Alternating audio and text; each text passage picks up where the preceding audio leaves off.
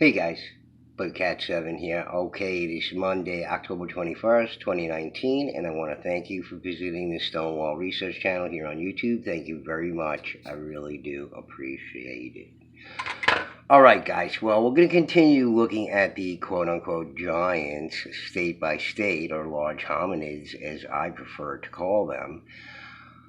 And in the last video that I did, we were talking about an article from the Burlington Press that covered the giants in New York, which is a segment of their sort of categories of giants that Burlington Press sort of covers all sorts of things. But I just found the accounts there very interesting, and it ended on one where you had this mass burial of giants, and it just so happens as we go back to the Greater Ancestors website here to talk about these accounts of the giants and larger hominids from the New York State area, and we're not talking about the New York Giants that just lost to the Arizona Cardinals, and they have a new rookie quarterback, and Manning is toast. He's done. So they got this new guy Jones, I believe his name is, or something, and just Chuck from CF Apps was having a little fun with me. He was like, "Don't forget to mention Bobby Thompson and Leo DeRocha." Uh, I was like, "You wise guy." Me and Chuck are pretty tight, man. We talk about stuff. I was telling him about this series I was doing. So, in any case, and look, the reason why I find the giants or large hominids so interesting is that it has something to do with the stone walls. Okay, so if our current notion of the Native American Indians and their history is to be considered, then these things appeared before them, and they were built by the people before them, which seems to be people of a larger phenotype. You see? So that's what my interest is in of it. And if you see, like, this is the LiDAR mapping, okay? For anybody who hasn't seen it before on my channel, I show it sometimes. This is LiDAR mapping in New Hampshire, okay? And this is Vermont over here, and here's the Connecticut River, some 400 something mile long river here, which obviously is a means to carry goods in bulk, you see, in a far more efficient manner than overland. Then you can distribute things far easier in bulk into the interior, okay? So these pink spots here represent the walls that are found there, and if you notice, these are the town demarcation lines. And they don't seem to honor, I mean, if these are demarcation areas of old farms, etc., they don't seem to honor any of these plots of land associated with these things, because the town lines run right through clusters of these stone walls. But in any case, if you go in on it, it starts to get even more curious, and it just don't make any sense whatsoever. And some are very interesting. You focus in on some of these areas, you got to be asking yourself, what the heck is going on here? And they're just so convoluted, and they're just never ending. They seem to be completely contiguous. I mean, look at this area here, is just fascinating to me. Some of these clusters of these areas are just, what the meanings are, if it's some sort of crazy language that can only be seen from above, I don't know, but it's fascinating to me, and it appears that these walls appear at the time before the Native Americans and belong to the mound builder people, etc. And who were those people? And again, this is the Granite Stone Wall Mapper. And right here is Springfield, Vermont, where Jimmy, the Paleo Mountain Man, lives on a piece of property that would look identical. I mean, obviously, um, Vermont, the opposite side, this is yet to fill in. It will eventually, it's just very slow. But on the other side is the identical sort of situation going on with the stone walls. Okay, here it's filling in now. And guys, this is a vast civilization, is what it is. Okay, that existed in the ancient past, where large hominids were involved in the building of all of these different stone things. So when people wonder, well, how did they move this stone and all this kind of stuff? Well, obviously, if you are of a much larger stature and greater strength, and also in a climate where the gravity may have been different. Okay, it's just something to consider. As Rupert Sheldrake found out, that the value for gravity that's supposed to be a constant changes.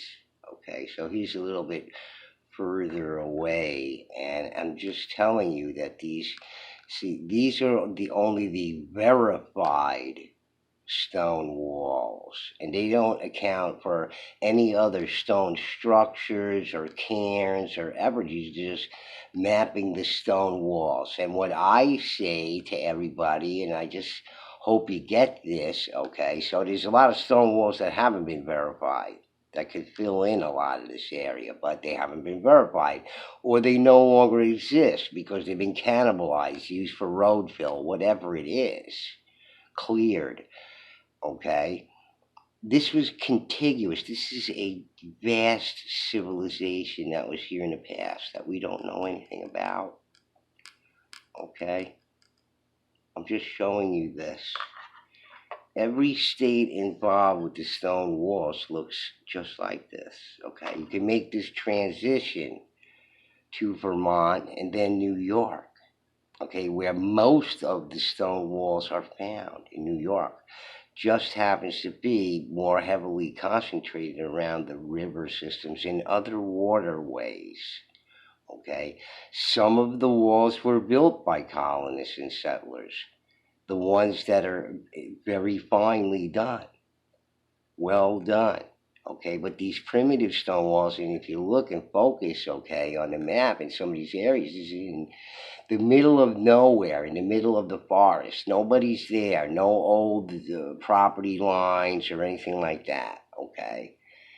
And these walled areas, again, as you close in on them and you look at some of the clusters, it's just fascinating, the patterns, and it goes on forever throughout all of these states, way down into Connecticut, into New York, up into New Hampshire, Maine, Massachusetts, Pennsylvania, and this is not to include all the mysterious stone walls that are out in California, where it just so happens on a Greater Ancestor website, where the most reports and accounts of large hominids happens to be on this website. The very most of all, the state that has the most accounts of large hominids is California, where there happens to be mysterious stone walls, thousands of miles of mysterious stone walls, if you didn't know about it. And the researcher, the alternative researcher that was working on it, forget the gentleman's name now, I'll have to get it one day, but he called me on the phone. We spoke over email, and he called me on the phone to straighten me out. And he was just suggesting that the stone walls in New England, as he would compare them to the stone walls in California are far older than I could possibly imagine. I'm talking about the Paleo Indians. He's like, no, no, no. This goes for much further back than that. He was giving me a tongue lashing every time I mentioned, whatever the mainstream continuum said. But just again to mention, it just so happens there's very many accounts in New York, which we're going to get to, a lot of them. And gang, if I don't get to all of them, I'll just, in the next one I'm going to do New Jersey. New Jersey only has like 7 accounts. But we're going state by state, so I'll cover whatever I don't cover in New York in the next one. But we'll get to a lot of them here. And, it's just what's so fascinating to me is the details of these things. And, keeping all of those things in mind, just, what I preface this all by, just this is what the fascination is for me. And, of course, the details in some of these accounts, when there are details, so sometimes there isn't, but just an affirmation a lot of times of the report not existing only in one publication or whatever it is. And the accounts that are after the Cardiff Giant, and this article here covers article on the Cardiff Giant, which they call it the Cardiff Statue, by the way, which, when I consider revisionist history, first of all, I did a video on my channel of the Cardiff Giant from C.W. Ceram's book, and I called it what it is. The whole thing is a scam. The whole thing, from top to bottom. These 2 guys, these business guys, were interested in making a buck.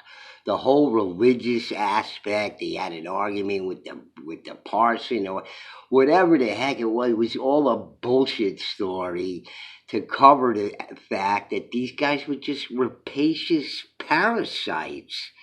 Okay, and they didn't want to look like rapacious parasites, so they made this whole cockamamie religious story up afterwards or whatever, his argument with the preacher man or whatever. It's just a nonsense story that came after they found out it was a hoax or whatever it is, okay?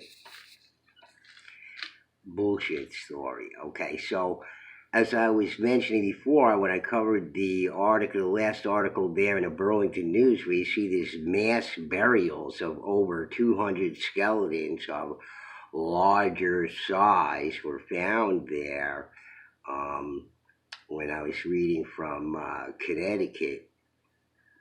All right. Oh, no, from New York, from that article in Burlington News, excuse me. This is the whole giant genocide, raising its ugly head in these finds. When you find 200, obviously we know how a lot of the large skeletal remains are found in these burials. Seems to be very ceremonial, et cetera, et cetera. You wouldn't find, piles of skeletons, but again, it's the giant genocide, and I've gone over that on my channel. And, with the Lovelock Cave Revisited, okay? And it just so happens that right at the same time that I made that video, I was on Coast to Coast with L.A. Marzulli, okay, to call him on his whole thing there, because his whole thing about Lovelock is that they were cannibals. That whole cannibal story is nonsense, guys, all right? It's just propaganda of the kill all giants propaganda. Okay, and I went over that with the Jack and the Beanstalk as well. Just ancient propaganda, which has gone on throughout the millennia on kill all of these weird-looking giant people that would seem threatening to us, like a bear or a tiger or whatever. We're going to eliminate them. And so this evidence of these mass burials of giants, obviously this giant genocide going on since biblical times. Okay, we didn't like them. Okay, and that whatever this guy on his site, the moderator of this site, whatever his agenda is, he says they were bigger, stronger, faster, smarter, and they may have been smarter because it's left over from an antediluvial, more advanced civilization, which goes even further back than anybody could imagine, like 70,000 years. for 80,000 years, in my estimate anyway. Okay, so let's get to these accounts because here seems to be evidence of a bell barrow type mound. Giant skeletons at New York State. A giant skeleton was fished from a pond where a trench mound existed nearby. So you see trench mound. Well, trench mound is going to be one of these barrow type mounds, similar to those that you would find in Europe with the Beaker people, etc., which existed at roughly the same time as the Adena. If you were to take the radiocarbon dating that they've done on both peoples, on both sides, the margin of error would take them into the exact same time period, roughly. Okay? And we know that whole thing is just, you have other civilizations living on top of other civilizations. How precise can they get it? Okay.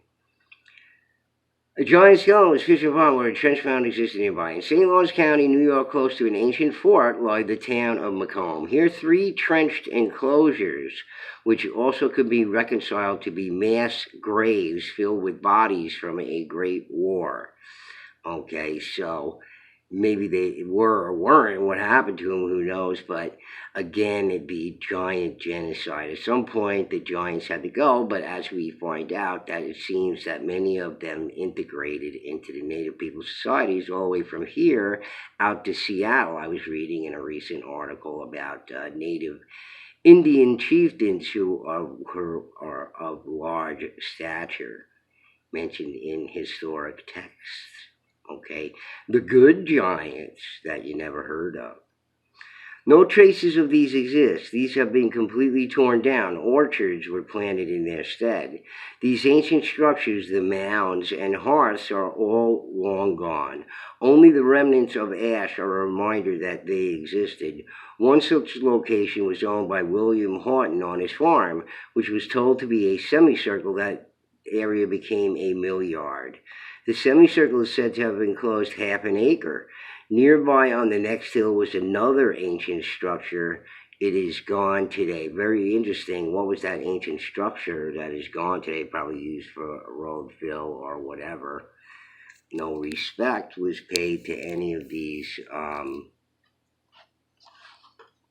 fines or accounts or anything because it's just people doing their business, I guess. But history of St. Lawrence and Franklin Counties, New York, 1853. Besides the hill is the pond to which the skeleton was said to be found. Okay, so giant skeleton, it doesn't mention the proportions or anything, but it's mentioned in this,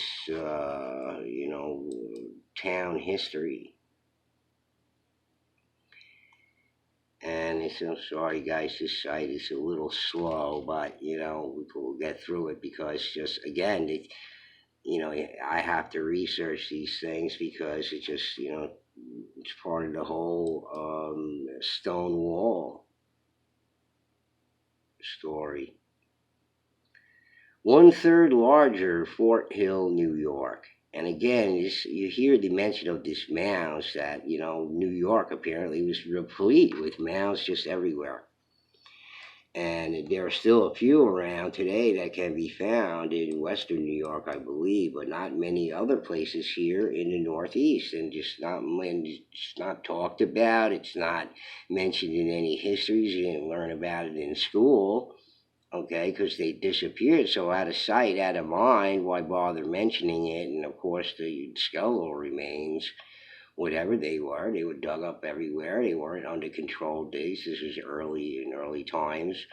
But does it make them any less real than anything else? And claiming that doctors and other professionals dispatched by universities like the University of Pennsylvania, Yale, Cornell, all this kind of stuff, we're mistaking them for dinosaur bones or whatever. That's nonsense as well. It's just the whole history is being buried on purpose because they can't make the connection there, I guess. Okay, I'm making a connection for you with these large Indian chieftains all over the Northeast and apparently out west as well, in areas where these large hominids integrated with the native peoples. And that's part of their ancestry, possibly their main ancestor, and then their other DNA that comes from Siberia, Asia, whatever came after that. Okay, or somewhere in the past, all these merged. Okay, emerged in some places, and then they executed them in other places, wiped them out, or some other subset of that group of humanoid. Giant skeletons found at Fort Hill. Okay, so here's the moderator adding his 2 cents, but it's an account. These skeletons belong to people that were stronger and more powerful than today's descendants. They were bigger, better, faster, stronger, and smarter than ourselves. The skeletons were more robust. He's using a technical term that the anthropologists and archaeologists used. The skeletons were more robust, had more muscle connections to the bones, and in general, 1/3 larger. Okay, so if there were truly more muscle connections to the bone, like a chimpanzee or something like that, that would make them incredibly strong. You got to understand, a 200-pound chimpanzee could rip Hulk Hogan to shreds. Okay, just tear him to pieces, hands down. He has no chance against a 200-pound chimpanzee. Has the power of a 1,000-pound linebacker. Okay, because they're not bigger than us in proportion or whatever, but their muscle tissue is more dense. One example was a humerus and shoulder bone. This bone was 1/3 larger than today's weaker descendants. So again, I don't know what this guy's agenda is, just trying to make his point just in whatever ways. No human living possessed such a great frame today. Thomas T. Everett, a foreigner, not a U.S. citizen, but a resident of Bavaria, had in his possession at the time a jawbone larger than any modern jaw, 1/3 larger. This was found in an area of Leroy 2 years after the excavation. The excavation was done in and around Auburn, New York. The fort was chosen to give a great military advantage. Its previous occupants of giant humans used it in the same manner. Notes on the Iroquois. Henry R. Schoolcraft, 1847. Schoolcraft is a noted historian on the Native Americans, and often his works are found in the Library of Congress and is referred to by other books from the Library of Congress, which I often refer to on my channel.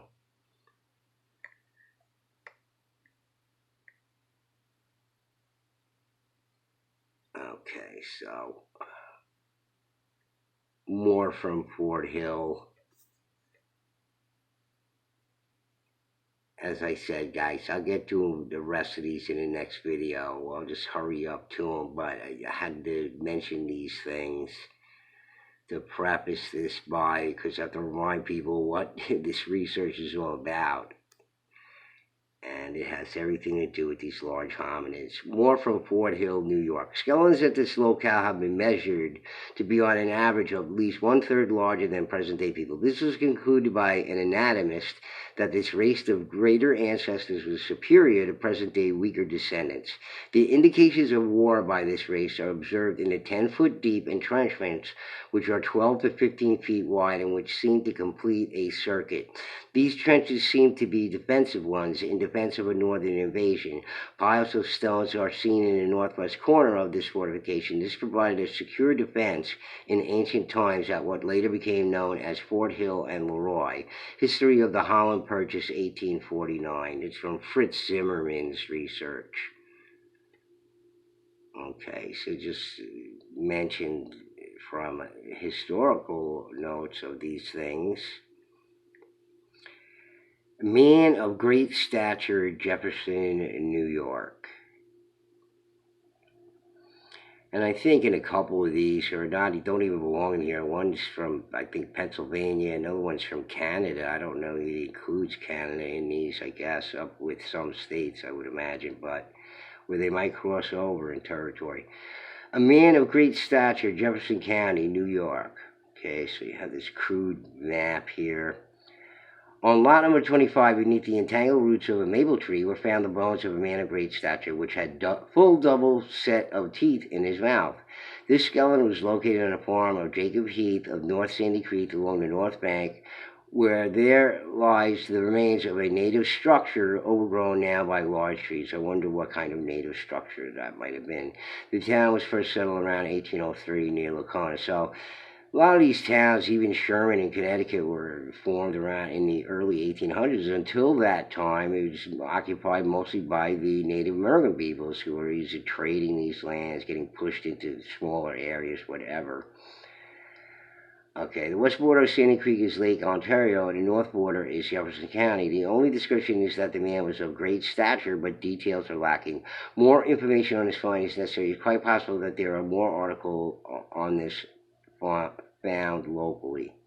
History of Rodman, New York, from our county and its people, and descriptive work on Jefferson County, New York, 1898. Okay, so again, Fritz Zimmerman research there, who does the Nephilim, and again, we're not talking from a religious aspect at all. That's what I went back and forth with L.A. Marzulli on Coast to Coast about. Okay? Try to tell him this whole giant cannibalism thing is nothing but a propaganda story to demonize the enemy. That's it. Nothing to do with anything else. Bones of unusual size found in Harlem, New York. Okay, guys, so again, I'll try to get through as many. And if not, we'll just do the rest, and I'll go into New Jersey, and we'll just continue going through these. Bones of unusual size found in Harlem, New York. New York Times, September 7, 1904. Katona, New York, September 6. While a gang of men in the employ of New York and Harlem Railroad were taking sand from an immense mound near Purdy Station today to fill in an excavation, they unearthed several skeletons of unusual size. Again, another mound being destroyed. So New York State is not known as a state that was with a lot of mounds in it, and here you go.